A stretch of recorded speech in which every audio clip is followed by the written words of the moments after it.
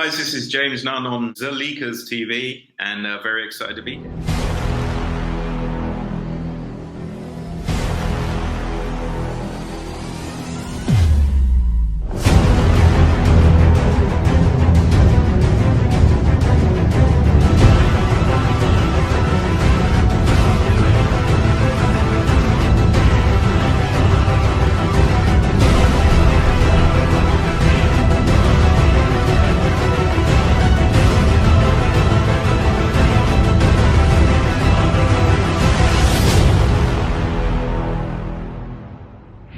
Hey, James. Hey, man, how are you?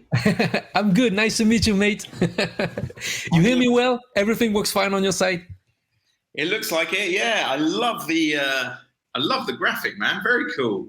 Yeah, thank you, man. I try to have a good frame for my guests. You deserve it. That's your movie, man. You're very kind. You're very kind. Thank you for having me. I really appreciate it. Like I said, I'm happy to having you on the show. Thank you to be here with us. First of all, James, how are you? I'm very well, thank you. It's a really exciting week for me, actually, because One Shot comes out this Friday. I've been waiting for the world to see it, and you're always nervous as a filmmaker or an artist. I understand that. How did you go down? And I'm pleased to say that certainly the early feedback has been really positive. I'm certainly very proud of it. Me and the cast and the crew are certainly very proud of it, and I hope that it reaches those heights. I hope. Congratulations again. So, like you said, we're here to talk about, your new movie, One Shot, starring the great Scott Adkins, Phillippe, Ashley Greene. But it's not your first movie with Scott. You're the director also for Eliminators, Green Street 3, Never Back Down. Also the franchise, The Marine 5 and 6, and second unit director on Amazing Chalks movies, 47 Meters Down 1 and 2. That's amazing. So now you come back with One Shot, and as the title says, it is a one single take shot movie. And as we know it is not a simple task to do it, especially for action movies. But you have a lot of experience with action. But how it was different this time, with this very unique way of filming?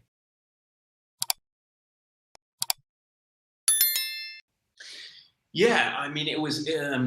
So thank you for the introduction, John. I've had a very fortunate career, in terms of being able to direct and also second unit direct. I'm actually in post-production on another shark movie, which I just directed called... We're going to talk about it later, if we can. Well, basically, I'm actually here doing... the reason I'm a bit late is because I've been doing the VFX. So I'm actually... Yeah, I know. But we also did the one-shot VFX here. So I love a technical challenge. So approaching a project and coming up with a project like One Shot just seemed like a very organic process and something that was very me. I really wanted to showcase my technical abilities as a director. I used to be a first assistant director, which is the the right-hand person of a director, so the managerial side. So I've been running sets in that capacity for many, many years. And when it came down to picking my own projects and writing my own projects and things like that, One Shot and doing something very technically demanding just sort of really rings true with the kind of filmmaker I am. And that was how One Shot was born. Yeah. So I guess, all crew must be on all time, I guess, you must be on top of it, for a one single take shot movie. Yeah, absolutely. You're totally correct. It actually adds this level of pressure that you can't really generate, because when you separate everything, yeah, sure, you might do a long take of something, you might do a 12-minute take of someone's close-up. But within that 12-minute take, they might do 3 different versions, or they might throw a line here, they might mess up a line, they might do another line again. Whereas with One Shot, we were doing these really long takes, and it wasn't just one person's take. There might have been 100 people in that shot. So everybody just had to be on point, really on top of their game of what they wanted to achieve and what I wanted them to achieve. So there was just this pressure of don't be the person who fucks this up. And, oh yeah, I messed up my line. I'm really sorry, everyone. Because everyone else is going to be that was like my best performance ever. So yeah, it just, it was a really technical, interesting way to shoot, but also a really fun way to shoot because that pressure was on. That was actually, whilst it was like a really fun way to shoot and like a really good way of keeping everybody in like really high energy and really on top of it, it was also difficult because you had to, not everyone had the same consistency level. And I think we've done pretty good in balancing everyone across the movie. But, you know, there's stuff that I'm like, damn, like I know for a fact that Scott might have said a line better in a different take, but I couldn't use it for another reason, if you know what I'm saying. So it is Navy SEALs against terrorists against CIA. It's messed up. I want to see it like now. What was the most challenging scene to film? Even if I guess the whole thing was challenging, of course, but you know, an action moment when you know you have to do it right, no second chance, this is it. Yeah, it's a really good question. One of the most difficult things to consider with the long takes and the kind of the style, you know, in terms of the stitch cuts and things like that, is the weather and keeping continuity of lighting and things like that. So yeah, it's easy to keep continuity on a costume or a wound or things like that, but like something you can't control, like the weather, those were the unexpected problems that I perhaps hadn't really thought too much about in pre-production. And it was only when we were shooting that I was like, oh shit, like it's really sunny today and I need it to be overcast with clouds. And that was a big issue, but we would just have to wait and you just get less done in a day, but eventually there would be a cloud or something because predominantly the movie takes place in this kind of overcast cloud environment. The other stuff that was extremely difficult was timing. So all of the gunshots in the movie are all visual effects. All visual effects, okay. Everything's visual effect. Because you wouldn't be able to hear, like I've shot movies with blank gunfire before. Yeah. And we obviously do it in a very safe, controlled environment. But the problem you have is that the guns are so loud, you can't communicate with people. Yeah. You also can't get your camera in super close because even though it's a blank, it's still dangerous.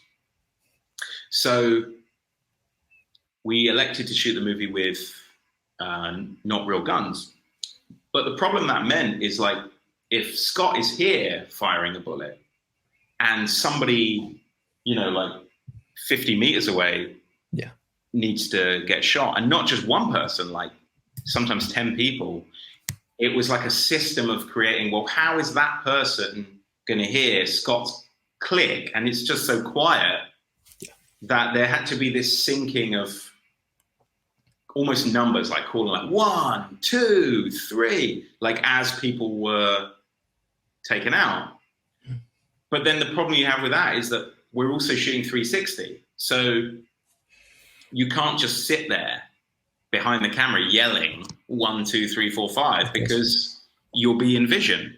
So it was like logistical things like that that were you just had to kind of work out. And I think we did a pretty good job. Have you seen it? I don't know if you've seen it. No, I just can't to see it. I didn't have the chance to see it. That's why I'm asking you. You know, I just saw the trailer, and I saw that there was visual effect for for the guns and everything. But for explosion, everything is visual effect, or you have to destroy like helicopters or something.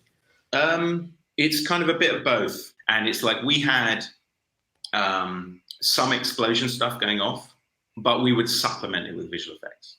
Or like we might have some like wall explosions and things like that, but then you would supplement it with visual effects. There's like moments in the movie where Scott is like walking through this fire extinguisher that's just exploded, and you need them to be able to react. It's totally safe what we did, but you need them to be able to react to the environment. And similarly with the camera operator, I was really trying to create this like super immersive experience. And to do that, you want them to be able to feed off the energy of the environment. But the practical effects that we used were obviously at a level that they were extremely safe. for the cast and crew to be working around. And nothing was ever super close. I mean, anytime you do stunts, it's always dangerous, but we obviously put all these things in place and safety measures to be able to do the safest route possible. I think for me, what I was trying to do was sort of make an action movie, but also tell a story. And, you know, in the same way that you kind of look at like Birdman or 1917, but you also have a bit of heart to it. You have some narrative. It's not just trying to be a sort of technical showpiece. I guess what I really wanted from this was high level of action and high level of drama. And you could say it's the first time that that's been done. Maybe, I don't know. I don't want to jinx it.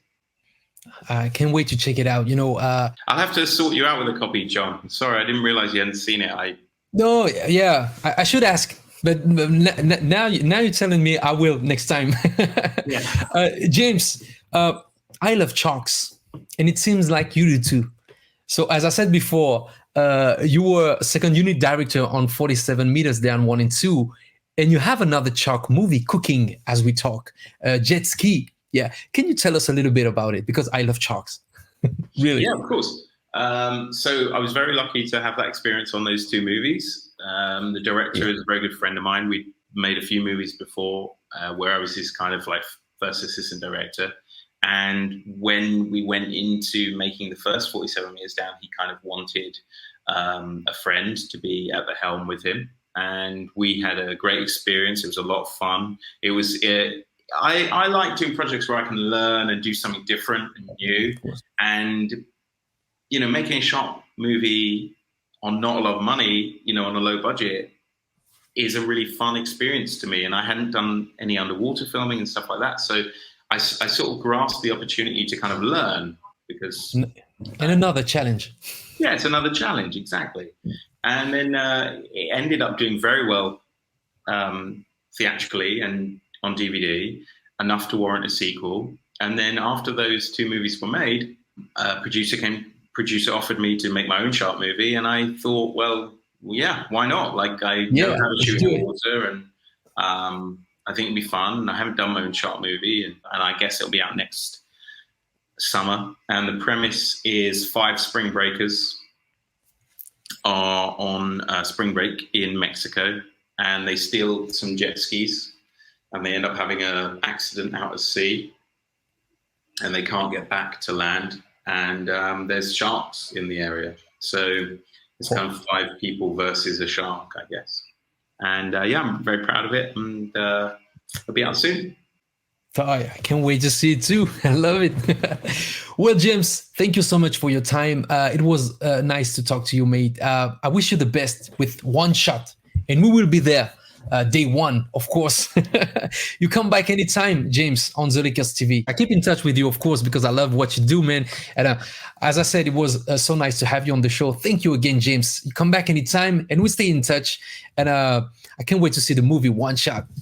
You're very welcome, John. Thank you for having me. I really appreciate the interview. And yeah, tell all your fans to watch One Shot. Of course, man. Take care. Bye-bye, James. Cheers, bye. Man. Bye.